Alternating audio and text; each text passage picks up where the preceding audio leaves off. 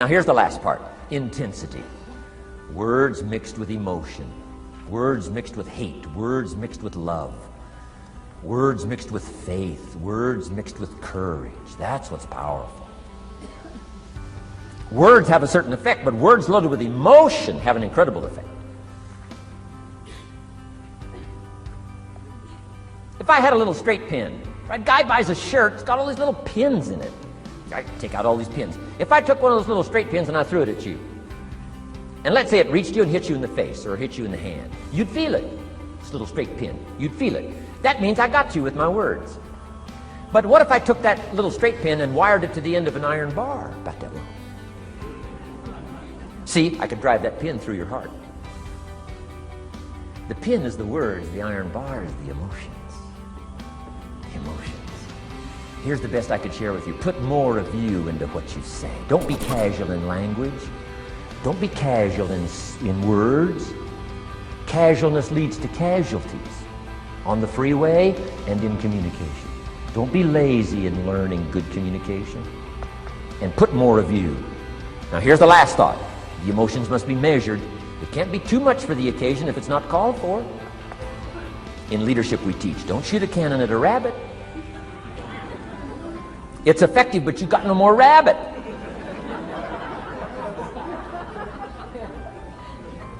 So here's some of the most powerful scenario in communication. Here it is. Well-chosen words mixed with measured emotion. The basis of affecting people with good communication. Well-chosen words mixed with measured emotion. And one last point on communication. The more you care, the stronger you can be. The more you care as a mother, the stronger you can be with your children. The more you care as a father, the stronger you can be. The more you care as a leader, the stronger you can be in helping to solve problems, getting on somebody's case. The more you care. But you gotta care. I don't mind a minister consigning my soul to hell fire for my sinful ways. I don't mind that. If he believes it, I don't mind him consigning my soul to hellfire for my sinful ways, as long as he does it with tears and not with joy. If you're going to preach a message on hellfire and consign people to hell's fire, you got to cry and sob your way through a sermon on hellfire. We would all dismiss as a performance a dry-eyed sermon on hellfire.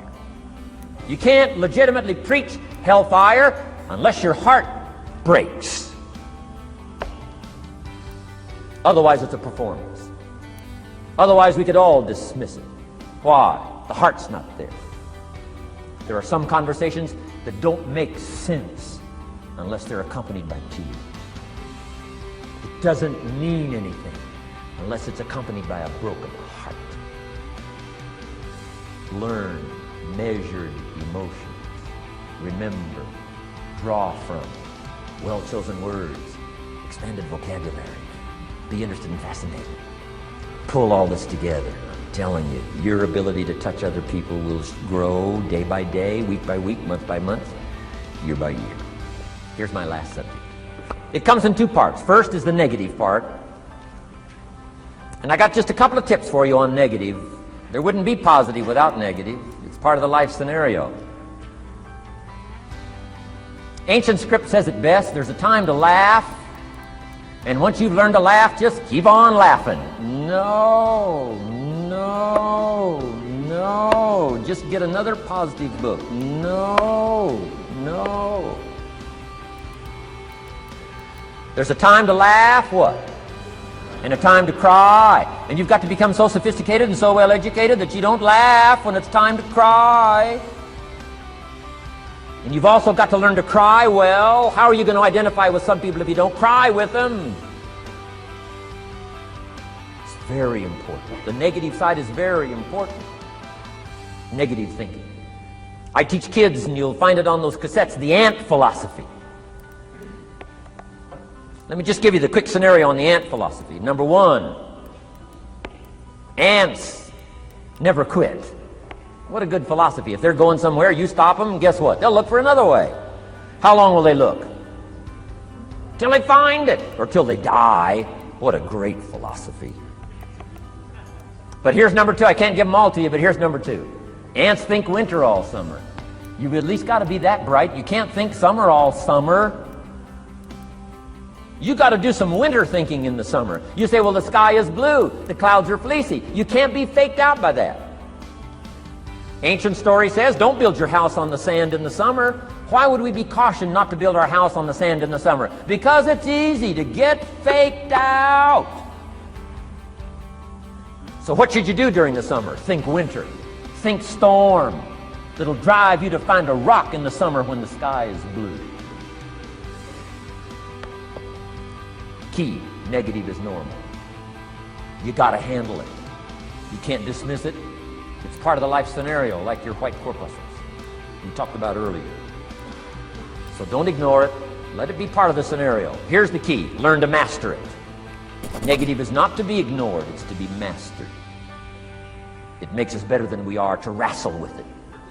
It makes us better than we are to be alerted to tyranny that moves into Kuwait, or ignorance that moves into your life, or procrastination that moves in and robs you of your fortune, or poor health that's going to be the legacy of those who neglect their health disciplines. You got to do battle with the enemies on the outside and on the inside. So learn how to handle the negative. And now here's the last, called the positive. Let me give you the day that turns your life around, as quickly as I can. I got 4 parts to the day that turns your life around, and then we're finished for the day. Number 1, disgust. Disgust. Disgust is a negative emotion, but it can have a very positive, powerful effect. Disgust says, I've had it. What an important day that could be. I've had it. Wow. I met a beautiful, powerful, accomplished executive lady in New York.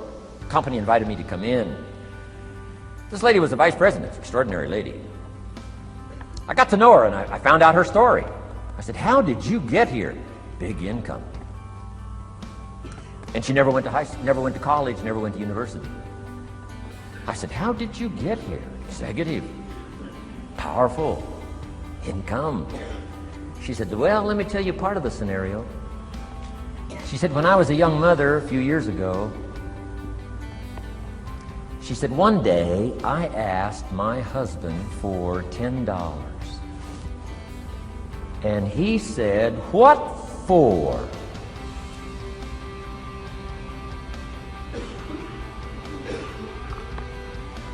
She said, before that day was over, I decided I would never, ever ask again. She said, I started studying opportunity, found it, took the classes, put myself through the schools, did the scenario. Now I'm vice president. I make a lot of money. And she said, I kept my promise. I've never, ever had to ask again. It's called a life-changing day. The day you say, enough is enough. Now, if you can add an act to your disgust, it helps. A man takes a shotgun to his car, blows out every window, destroys every tire, puts 100 rounds in it, and says, I've driven this embarrassing thing for the last time. And then he saves it. He saves it. And later when somebody says, how did you become rich and powerful? He says, let me show you this car. One day I'd had it up to here, I blew it to smithereens. Enough is enough. Here's the last 3. Next is decision. Decision making is a life-changing day. If you went home today and in the next few days cleaned up a list of decisions, it could furnish enough inspiration for the next 5 years, 10 years. What an inspiring day, the day you can bring yourself to decide. And here's the 3rd one, desire, wanting too bad enough. Who knows the mystery of that? We don't know. But here's something I do know. Sometimes desire waits for a trigger, waits for something to happen. Who knows what the happening may be? A song, the lyrics, a movie, the dialogue, a seminar, a sermon, a book, an experience, confrontation with an enemy, a conversation with a friend who finally levels with you. Whatever the experience it is, it's so valuable. And here's my best advice. Welcome all experiences. You never know which one is going to turn everything on. Don't put up the walls. The same wall that keeps out disappointment keeps out happiness. Take down the walls. Go for the experience. Let it teach you. And here's the last one. Resolve. Resolve says I will. Two of the most powerful words in the language. Benjamin Disraeli said, nothing can resist a human will that will stake its existence on its purpose. Shortly put, I'll do it or die. Best definition of resolve I got from a little junior high girl, Foster City, California. I'm going through some words one day. I got to this one and I asked the kids, who can tell me what resolve means? Some didn't know, some tried. Interesting. The last one was the best. Little girl about 3 rows back, she said, I think I know, Mr. Rohn. I said, what? She said, I think resolve means promising yourself you will never give up. I said, that's the best I've ever heard. She's probably giving seminars somewhere today, right? I mean, that's the best I've heard. I asked the kids, how long should a baby try to learn how to walk? How long would you give your average baby? Before you say, hey, enough's enough. No. Any mother in the world would say, you're crazy. My baby is going to keep trying what? Until. What a magic word. I want you to write it down. Until. Promise yourself you'll read the books until your skills change. You'll go to seminars until you get a handle on it. You'll listen to it until it makes sense. You'll go for it until you understand it. You'll practice it until you develop the skill. Never give up until, however long that is. Step by step, piece by piece, book by book, word by word, apple by apple. Walk around the block, walk around the block. Go for it. Don't miss the chance to grow. And resolve that you'll pay the price until you learn, change, grow, become. Then you'll discover some of life's best treasures when you pay that price.